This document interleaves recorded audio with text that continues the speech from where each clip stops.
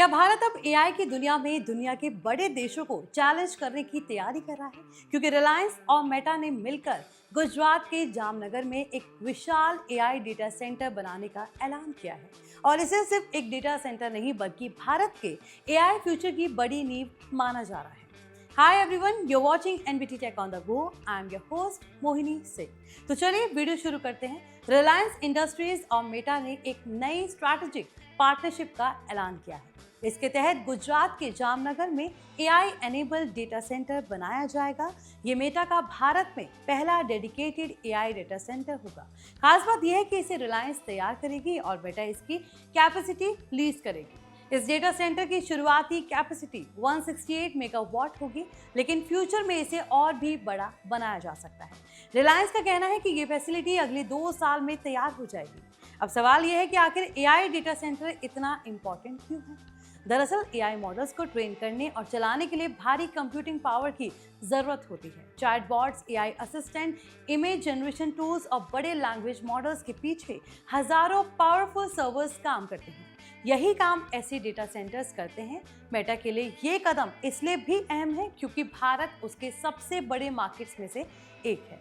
Facebook, Instagram, WhatsApp के करोड़ों users Bharat में हैं। ऐसे में एआई इंफ्रास्ट्रक्चर को भारत के करीब लाने से सर्विसेज ज्यादा फास्ट और एफिशिएंट हो सकती हैं। इस प्रोजेक्ट की एक और खास बात सस्टेनेबिलिटी है। मेटा के अकॉर्डिंग ये फैसिलिटी रिन्यूएबल एनर्जी से पावर्ड होगी और कूलिंग के लिए डीसैलिनेटेड सी वाटर का इस्तेमाल किया जाएगा। यानी एआई इंफ्रास्ट्रक्चर बनाने के साथ साथ एनवायरमेंटल इम्पैक्ट को भी कम करने की कोशिश की जाएगी।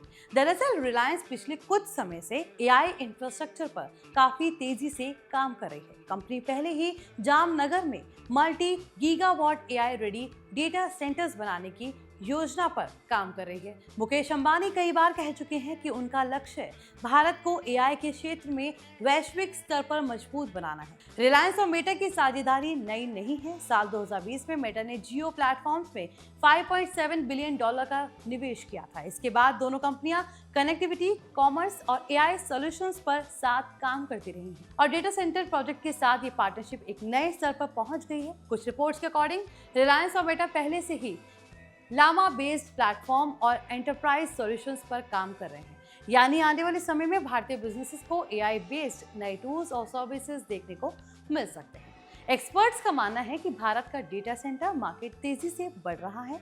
क्लाउड कंप्यूटिंग, डिजिटल सर्विसेज और एआई वर्कलोड्स की बढ़ती मांग की वजह से आने वाले सालों में इस सेक्टर में भारी निवेश देखने को मिल सकता है। अगर इस प्रोजेक्ट को बड़े पर्सपेक्टिव से देखें तो ये सिर्फ रिलायंस और मेटा का डेटा सेंटर नहीं है, बल्कि ये संकेत देता है कि भारत अब सिर्फ एआई का कंज्यूमर नहीं रहना चाहता, बल्कि एआई इंफ्रास्ट्रक्चर और कंप्यूटिंग पावर का ग्लोबल हब बनने की दिशा में आगे बढ़ रहा है।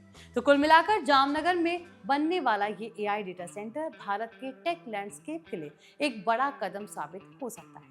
168 मेगावाट की शुरुआती capacity, renewable energy support, Meta का पहला डेडिकेटेड एआई इंफ्रास्ट्रक्चर प्रोजेक्ट और रिलायंस का विशाल एआई विजन, ये सभी चीजें मिलकर दिखाती हैं कि आने वाले समय में एआई की बड़ी कहानी में भारत की भूमिका और मजबूत होने वाली है। तो आई होप ये इन्फॉर्मेशन आपके लिए यूजफुल रही हो। अगर वीडियो पसंद आया तो इसे लाइक करें, शेयर करें, साथ ही हमारे channel NBT tech on the go को सब्सक्राइब कर लें।